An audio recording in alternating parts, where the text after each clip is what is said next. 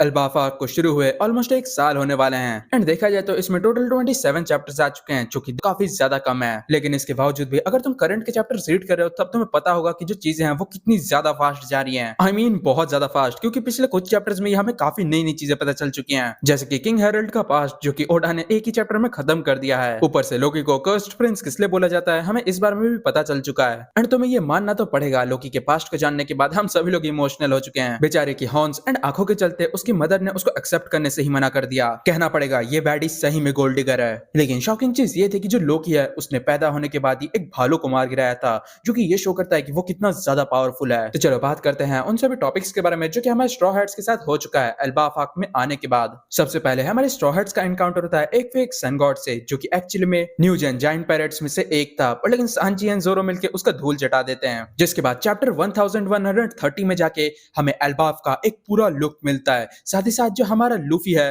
वो लोकी से भी मिलता है, जो कि अपने सिल्वर से टोटली डिफरेंट है। एंड कहना पड़ेगा ओडा ने इस चीज में हमारा काफी गंदा वाला काटा है। एंड आने वाले चैप्टर्स में जो रॉबिन है वो सोल से भी मिलती है। एंड कहना पड़ेगा ये रियूनियन सही में काफी ज्यादा हार्ट वार्मिंग था, बिकॉज ओहारा इंसिडेंट के बाद शायद से ये लोग पहली बार मिल रहे हैं, मेरे को एग्जैक्टली याद नहीं। जिसके बाद सोल उन सबको अल्बाफ की लाइब्रेरी को दिखाता है जहाँ पे काफी ज्यादा हिस्टोरिक बुक्स थी। दूसरी तरफ अंडरवर्ल्ड में जो लोकी है वो एक मिस्टीरियस बंदे से कॉन्वर्सेशन कर रहा था जिसका नाम मोसा है। एंड इसी दौरान लूफी की मुलाकात कोलोन से होती है, जो कि और किसी का नहीं स्कूपर गब्बान का बेटा है, जो कि किंग ऑफ द पायरेट्स का लेफ्ट हैंड था। साथ ही साथ इस बंदे को माउंटेन रीडर भी बुलाया जाता है। एंड अगर तुम उसकी वाइफ को देखोगे तब शायद से समझ जाओगे कि ये क्यों बोला जाता है। एंड इसी चैप्टर के दौरान दो मिस्टीरियस बंदों की एंट्री होती है, वो भी अल्बाफ में टेलीपोर्ट करते हुए। एंड ये और कोई नहीं होली नाइट्स हैं। लेकिन हैरानी की बात यहीं पे खत्म नहीं होती, बिकॉज जो होली नाइट का लीडर है वो जुड़वा भाई है शैंक्स का, जो कि लोकी के पास जाते हैं अपना ऑफर लेके उसको अपने साथ ज्वाइन करने के लिए। लेकिन क्योंकि Loki world government and celestial dragons को हेट करता है, इसके कारण वो ऑफर मना कर देता है।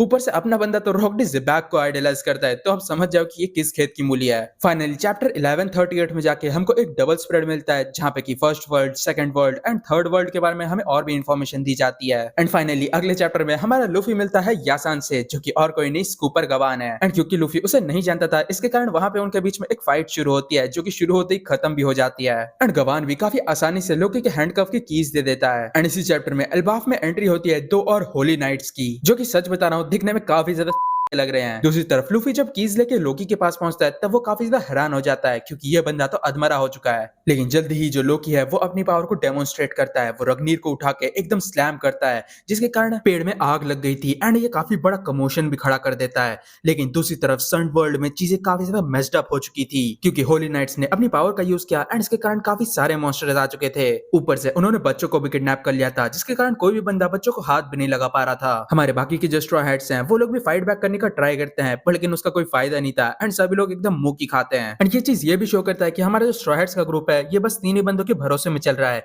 एक है लूफी, जोरो एंड सांजी। इवन जिम्बे भी कुछ नहीं कर पाता, जो कि देखा जाए तो काफी ज्यादा स्टूपिड है। एंड दूसरी तरफ एल्बाफ शुरू होने से पहले सभी बंदे रो रहे थे कि फाइनली जो उसॉप है उसका टाइम आएगा, लेकिन यहाँ पे भी ये बंदा सिर्फ मुंह की खा रहा है। एंड फाइनली स्कूपर गवान भी एक्शन लेता है एंड वो एकदम से आके एक होली नाइट को आधा काट देता है, जिसका नाम है भूल गया। एंड कहना पड़ेगा ये सही में काफी ज्यादा बैडएस था। एंड अब पता चला कि ये इतनी बैडी इसको कैसे पटा रहा है। बट अनफॉर्चुनेटली कोलोन को हॉस्टेज लेने के कारण गवान भी जख्मी हो जाता है एंड अंडरवर्ल्ड में गिर जाता है। लेकिन जो चॉपर है वो एकदम से गवान को फॉलो करता है एंड उसको बचा लेता है। पर तभी अचानक से दूसरी तरफ हमें गुनको को दिखाया जाता है, जिसकी बॉडी को टेक ओवर कर लेता है और कोई नहीं ईमो, जो कि हम सभी के लिए काफी ज्यादा अनएक्सपेक्टेड था, क्योंकि हमने सोचा ही नहीं था कि ईमो इतनी जल्दी एक्शन लेगा। लेकिन दिमाग हिला देने वाली चीजें यहीं पे खत्म नहीं होती, बिकॉज जो ईमो है वो बॉडी को टेक ओवर कर सकता है। ये टोटली एकदम अनएक्सपेक्टेड पावर है, जो कि हम में से किसी ने भी सोची नहीं थी। ऊपर से उसके पीछे से डीमन विंग्स एंड टेल भी निकल आता है। लेकिन जो ईमो है वो यहीं पे नहीं रुकता, और वी कैन से नहीं रुकती, वो एक बुलेट में ही ब्रॉगी के हाथ के दो हिस्से कर देती है, जिसके बाद वो ड्रॉगी ब्रॉगी दोनों को ही एक डीमन में बदल देती है। साथ ही साथ और भी कई सारे जायंट्स को, जिसके कारण वहां पे पूरा कमोशन मच जाता है। एंड दूसरी तरफ जो लूफी एंड बाकी सब है वो लोग तो मस्त डिनर कर रहे थे। एंड हैरानी की बात यह है कि जो लूफी है वो चॉपर एंड गवान को सेंस कर लेता है। यहाँ तक कि जब चॉपर लूफी को ये बताने की कोशिश करता है कि ऊपर क्या चल रहा है, तब लूफी उसे बताने के लिए मना कर देता है, क्योंकि उसको ऑलरेडी पता है, जो कि काफी ज्यादा हैरानी की बात है, क्योंकि अगर इस बंदे को ऑलरेडी पता है कि ऊपर क्या चल रहा है तो फिर ये जा क्यों नहीं रहा। साथ ही साथ हम लोग विटनेस करते हैं ईमो की काफी ज्यादा भयानक सी कॉन्करर झाकी, जो कि कई लोगों को बेहोश कर देती है। जिसके बाद गवान के कहने पे लोकी बताने लग जाता है पास्ट के बारे में कि कैसे उसने अपने बाप को नहीं मारा। साथ ही साथ जो गवान है वो ये भी बताता है कि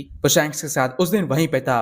एंड तभी हमें पास्ट के सीन में दिखाया जाता है कि कैसे शैंक्स का जो लेफ्ट आर्म है उसमें एक सिंबल है जो कि शायद से ईमो से कनेक्टेड है, एंड इसी कारण जो शैंक्स है उसने अपना लेफ्ट आर्म सेक्रीफाइस किया है, जो कि हमें रीजन बता देता है कि आखिर शैंक्स ने हाकी क्यों नहीं यूज की थी लूफी को बचाने के लिए। जिसके बाद हमें किंग हेराल्ड के पास का सीन दिखाया जाता है एंड हम लोग फाइनली कैच अप हो जाते हैं लेटेस्ट चैप्टर तक, जो कि मैंने ऑलरेडी वीडियो के स्टार्टिंग में कवर कर दिया था। तो गाइस कमेंट्स में बताना कि आपको ये वीडियो कैसी लगी, एंड अगर आपको वीडियो अच्छी लगी है तो वीडियो को लाइक कर देना एंड चैनल को भी सब्सक्राइब कर देना। कमेंट करके बताओ अगर तुम चाहते हो कि मैं वन पीस के लेटेस्ट चैप्टर्स को कवर करूं। एंड मेरे कहने का मतलब है chapter review and spoilers. And अगर तुम लोगों ने अब तक मेरे सेकंड चैनल की वीडियो नहीं देखी है जहां पे मैंने एक काफी कमाल के मानवों को कवर किया है, तो उसको भी जरूर से चेक कर लो, लिंक आपके सामने आ रहा होगा। तो बस आज वीडियो के लिए इतना ही, मिलता है नेक्स्ट वीडियो में, तब तक के लिए ऐसा होना रहा।